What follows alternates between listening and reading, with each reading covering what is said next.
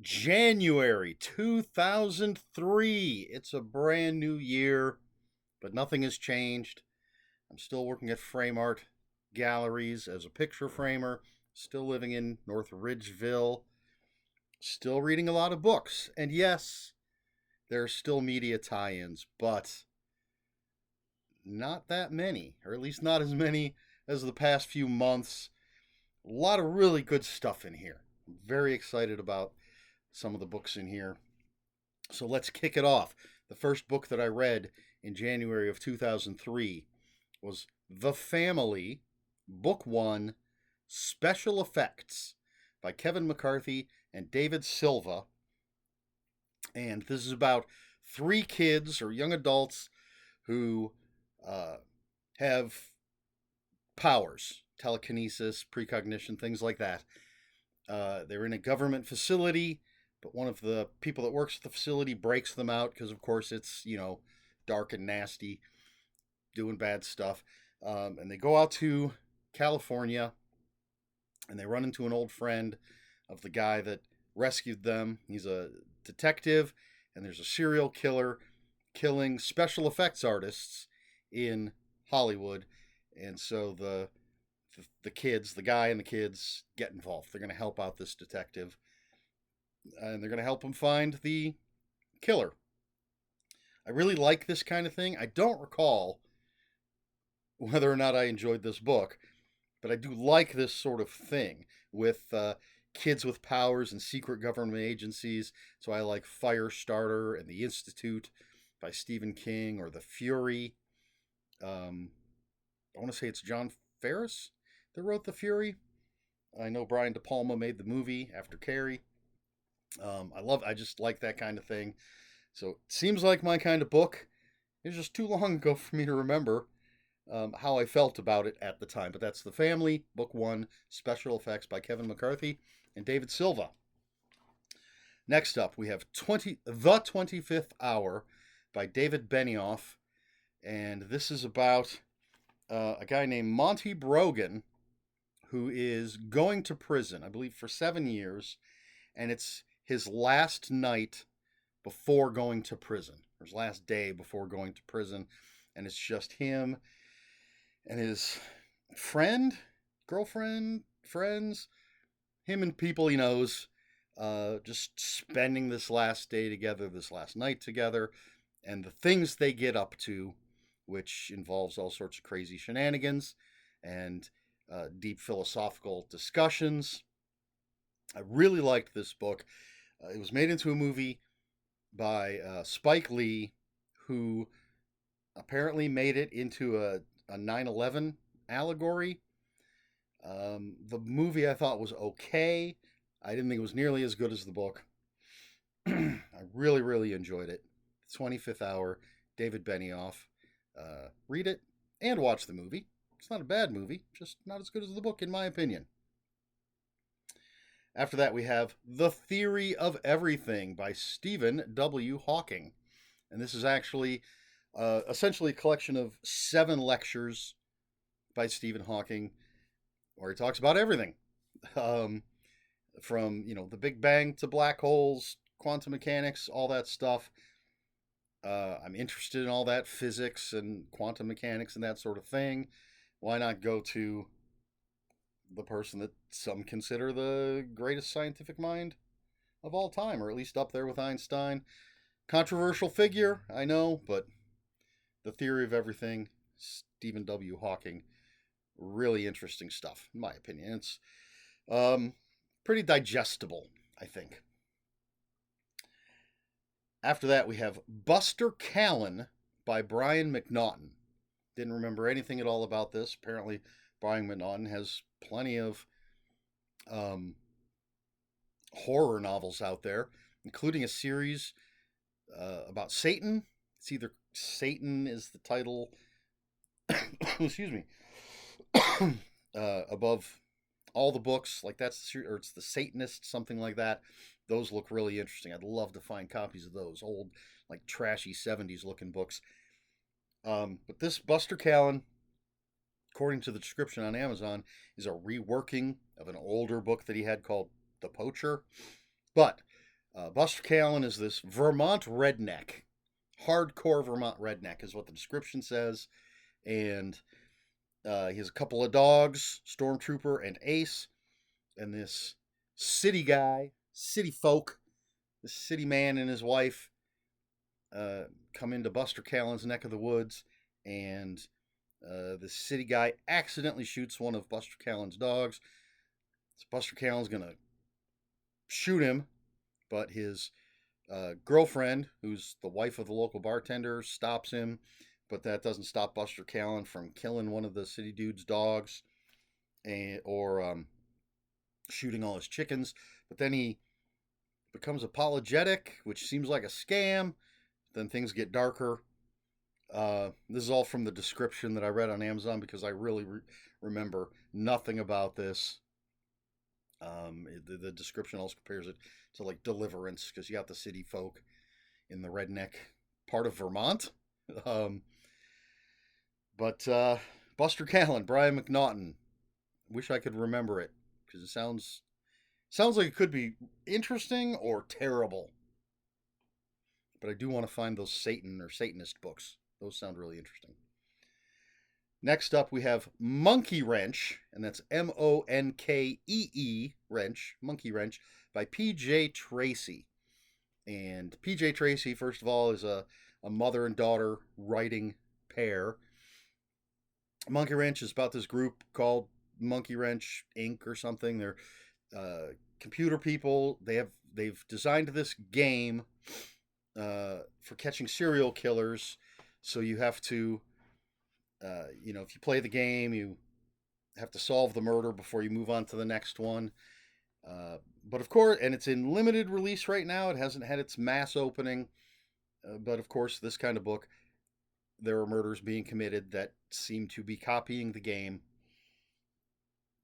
And so the cops are looking into it, but the Monkey Wrench folks don't want the cops getting too involved because they all have a deep, dark secret. Not going to give it away. But I thought this book was excellent. It's the first in a series. I wish I had a copy. Got like the next three.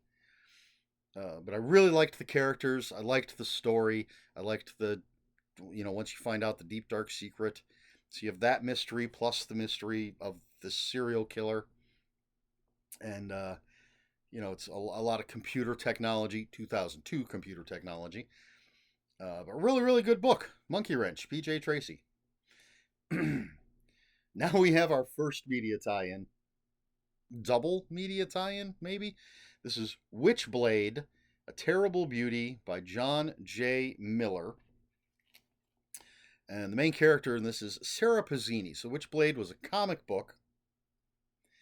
And then it was made into a TV series. And this novel is based on the TV series. Less than the comic. But Sarah Pazzini is a cop in New York who becomes the host of the Witchblade, which is a magical gauntlet that attaches to a female host and gives them all sorts of powers to fight supernatural creatures, supernatural problems, whatever.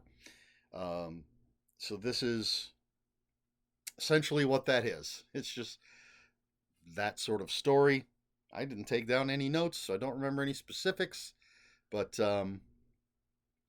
wasn't a huge fan of the comic. Didn't hate it. Didn't love it. It was there. I think I saw an episode or two of the series. But, I like comic book novels. So Witchblade, A Terrible Beauty, by John J. Miller. Next up, another nonfiction book. Playing with Fire by John Weldon and James Bjornstad. Now, I had to look up what this was. And I will tell you right now, I immediately ordered a copy. I had to look it up on Amazon, as I do. That's my main source for finding these, what the plots are, the books I don't remember. And I ordered a copy. I've been wanting to get a copy. I am very poor right now because I've been unemployed. This week, I'm recording on Saturday, and this past week was the first week I've worked in almost a month. and I have only worked like 2 weeks in 3 months, something like that, 2 or 3 weeks in a total of 3 months. But there was a cheap copy that's supposed to be in very good condition. I ordered it anyway. Playing with Fire is the anti Dungeons and Dragons book. It is Christian propaganda, and it is all about how terrible Dungeons and Dragons is. It's going to drag your kids to hell. Um, I love reading this kind of stuff, and there are a number of books, I think, specifically about Dungeons and Dragons and how terrible it is. But this is the one that I read, the one that I want to read again and have a copy of. So I paid $8 for, and that's including the shipping, to get a copy of Playing with Fire. I have a bunch of books. I've talked about this before. I have a bunch of books that are about different things that are satanic. One is all about Halloween, how satanic that is. One is about um, kids' cartoons, kids' TV shows. They're satanic. Kids' toys. They're satanic. I might have one about music, but I don't think so. Maybe. I have one that I can't remember if it's general Satan stuff or specifically music. Um, and I've read one about how Harry Potter is terrible because of Satanism and witchcraft. But if this is the, and I find these books very funny, but because it's it's the idea that the things in Dungeons and Dragons can lead to real Satanism, or that they're based on real things. You're made to believe that you're a character, and then that means you're going to believe in magic, which means you might try to use magic, which is Satan's power. That kind of stuff. There's a great, I think it was a made-for-TV movie that has Tom Hanks in it. I can't remember the name of it, but they don't use Dungeons and Dragons. It's like Tunnels and Trolls or something like that, and it's basically Tom Hanks goes crazy playing Dungeons and Dragons and actually like goes down into the sewers to try and kill monsters and stuff. Hilarious stuff. Great book. Playing with Fire by John Weldon and James Bjornstad. Another nonfiction book, 101 Damnations, edited by Michael J. Rosen. And I wrote down the subtitle, which is The Humorist's Tour of Personal Hells. The Humorist's Tour of Personal Hells. Looking at the description, looking at the cover of the book, I did not recognize anybody's name, but apparently these were humorists back in 2003. Did I say 2002 earlier? Not like at the beginning of the video, but when I said it was a long time ago to remember something. I mean, it is the first month of 2003. Easy to forget. That's what the year I'm talking about. Anyway, 101 Damnations. It's just a bunch of humorous articles by allegedly famous humorists in 2003 about things like cell phone etiquette. I can't even remember what else they talk about, but just like those tiny little irritations that some people think are the worst thing ever. So I don't recall. It sounds like it could be very, very funny, or it could just be a bunch of people whining. I don't recall. But apparently I was interested in reading it back in the day. 101 Damnations, edited by Michael J. Rosen. Bunch of humorous articles on annoying things. After that, we're back to the media tie-ins. Angel Vengeance by Scott Cienson and Dan Jolly. And in this one, there's a woman named Lily Pierce who's a motivational speaker, but something doesn't seem right. She's trying to bring hell on earth for her demon children. Spoilers. So Angel and the gang trying to stop her. Scott Cienson, decent author, so probably a good book. Can't say for sure. but it's Angel. If you're a fan of that stuff, give it a try. Then we have Buffy the Vampire Slayer, the script book, season 2, volume 3. And this has some of, I think, the best episodes of Buffy the Vampire Slayer. I'm going to get into some spoilers here. But first of all, the 5 episodes that are in this script book are Surprise, Innocence, Phases, Bewitched, Bothered, and Bewildered, and Passion. And this is basically just, it's the scripts pre-shooting and editing and everything, so might be some differences between what you read in the script and what ended up on screen. But we start with the two-parter Surprise and Innocence, which introduced Evil Angel. So it's Buffy's birthday, and they go out. Buffy and Angel go out and fight some bad guys, and they end up, and I believe there's a storm or something, because I think they end up wet. They end up back at Angel's place, and they have sex for the first time. And spoilers, they don't know it at the time. Well, they get done having sex, they wake up the next morning, and Angel's just being a dick. And it turns out, because he's been cursed, he was cursed by Romani when he was a vampire. So, in the Buffy universe, when someone's bitten and turned by a vampire, they essentially die. Their soul is gone, and a demon takes over their body. It's a vampire demon, so it takes over their body. Now they're now a vampire, but their soul is gone. Angelus, the vampire, killed a Romani princess, so her group, her family, cursed Angelus by returning his soul.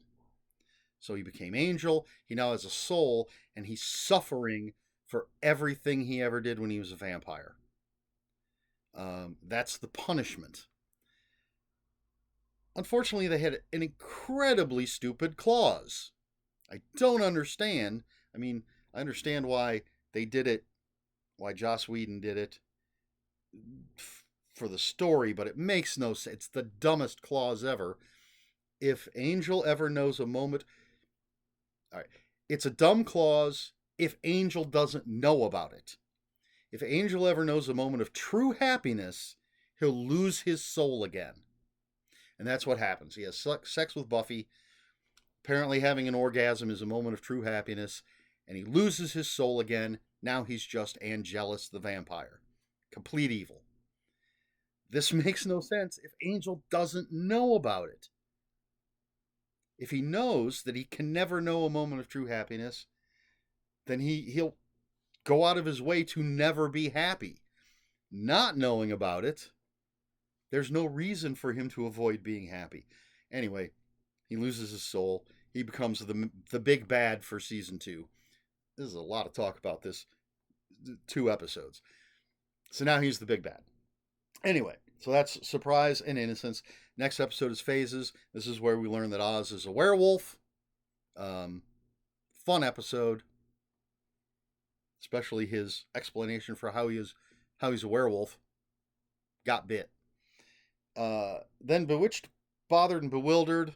Pretty weak episode. Xander had been dating Cordelia. Then he kissed Willow and got caught. So Cordelia's broken up with him. He casts a spell. I think he does it. He wants to make her fall in love with him so then he can dump her, make her feel bad. But it makes every woman in Sunnydale except Cordelia fall in love with him. And it's an obsessive love. Blah, blah, blah. It's not that great. And then the last episode in here is Passion. Here's the big spoiler. Biggest spoilers, because I love this episode. So there was a teacher, computer sciences teacher named Jenny Calendar, started dating Giles the Watcher. They found out when Angel lost his soul that she was part of the Romani tribe, I think they call them, who had put the curse on him. back in the day. She was there to monitor him. Everybody felt betrayed. Giles dumps her.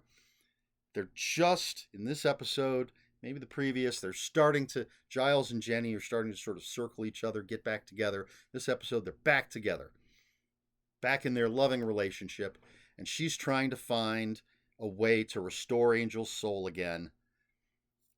And here it is, the big spoiler. Skip the next minute.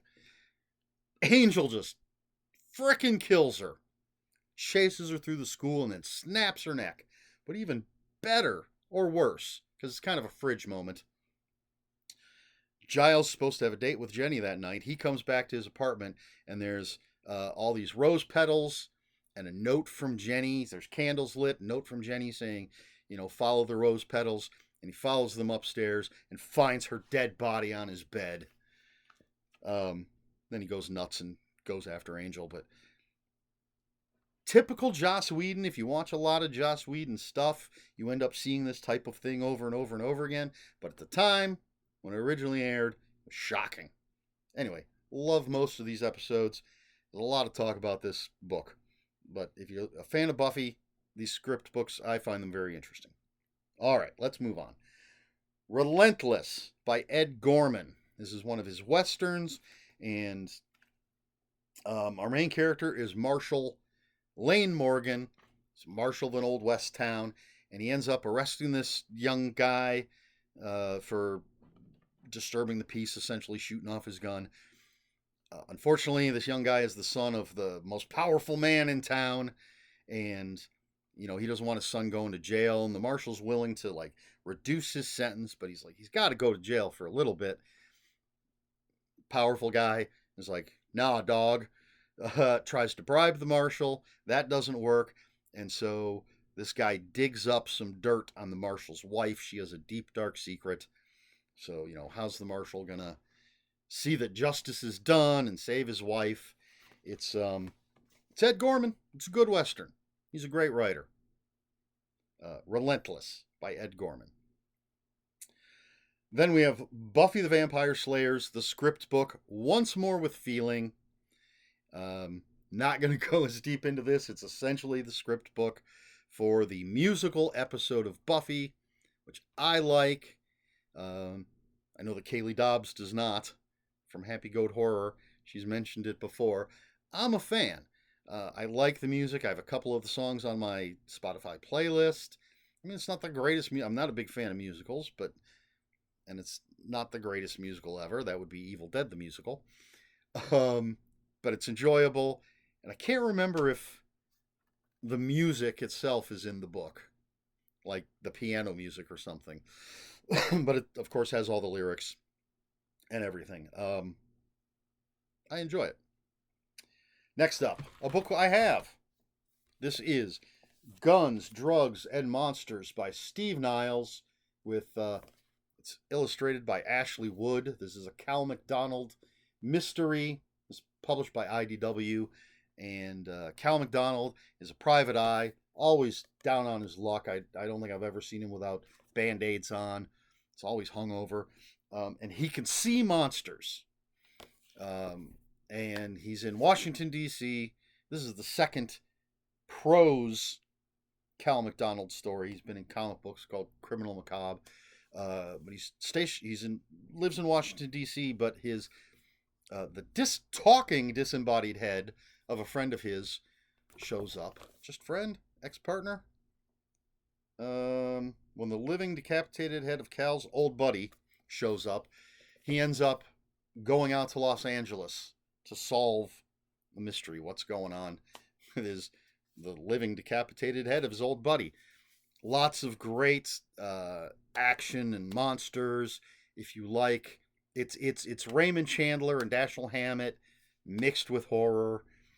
It's my favorite stuff from Steve Niles. Just fantastic stuff. I have all the pros. I wish I had all the comics, but I don't. I will someday. But Guns, Drugs, and Monsters by Steve Niles, fantastic book. I followed that up with Dark Angel Before the Dawn by Max Allan Collins, a media tie-in to the TV show Dark Angel.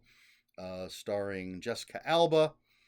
And I never really watched the show, but I like Max Allan Collins. This is why I read the book. And this is a prequel to the TV show. It takes place in 2019, which of course was the future from 2003. Um, LA has been devastated, I believe, by earthquakes and such. And so it's almost Mad Maxian.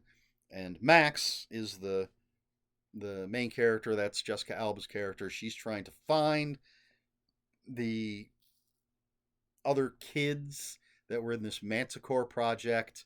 She thinks she spots one, and uh, she's gonna try and find him, and find out what's up with the rest of the kids. And this is all gonna lead to where the TV show starts.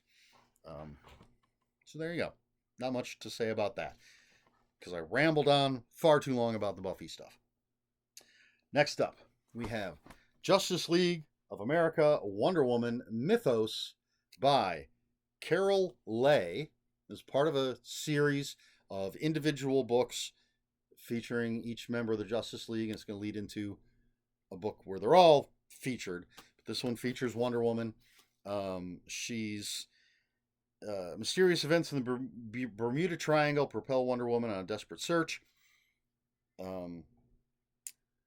Desperate search for the truth behind the disappearance of a diver near Themyscira, home of the legendary Amazons.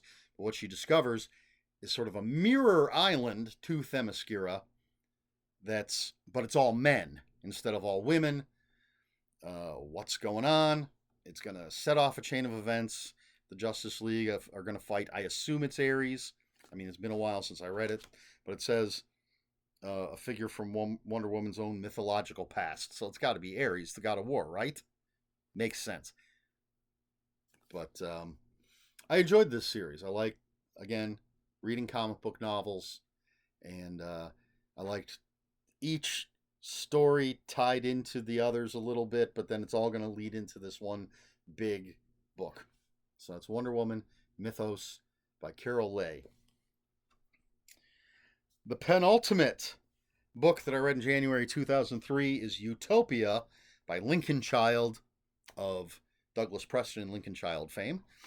This is about a super theme park. It's super technologically advanced. There's robots wandering around. It's got the greatest technological rides and everything, but it's starting to have glitches.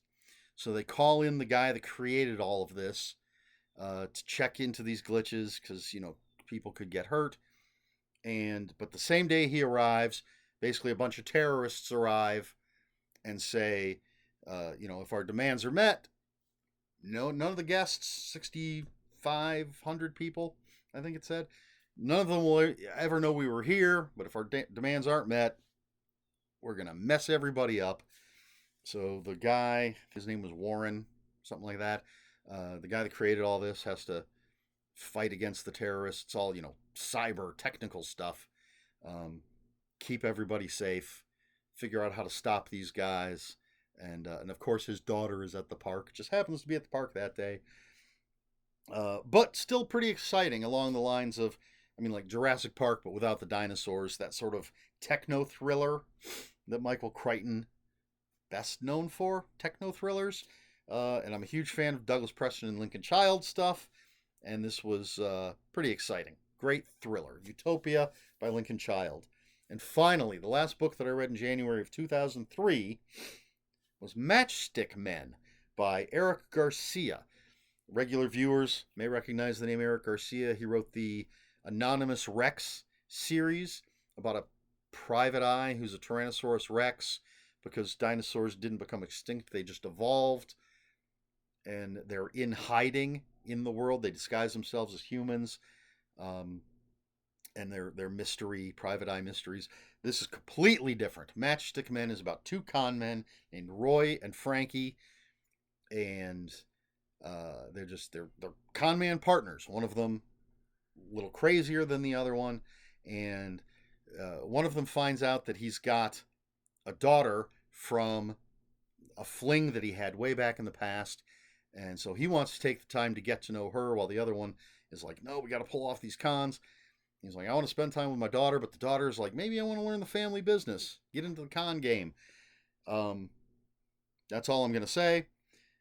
I loved this book. Really, really good book. So completely different from the Anonymous Rex books. Um, but Eric Garcia, great writer, great plot, great characters. I feel like the one character is OCD, if I remember correctly. This was made into a movie, I believe, starring Nicolas Cage and Sam Rockwell. Um, I think that's who's in it. I've never actually seen the movie, but really, really good book. Matchstick Men by Eric Garcia. Excuse me. So that's it. That's everything I read in January of 2003. As I said, it's a brand new year. Um, question for this video: do you believe that there's anything in mass media that is actually satanic? Um, like, again, like music, or get certain games, or certain TV shows or movies, or anything that can literally turn you to Satanism or endanger your soul. Do you believe that there's anything like that? Or what examples of that have you perhaps seen or heard of? It's a subject that fascinates me.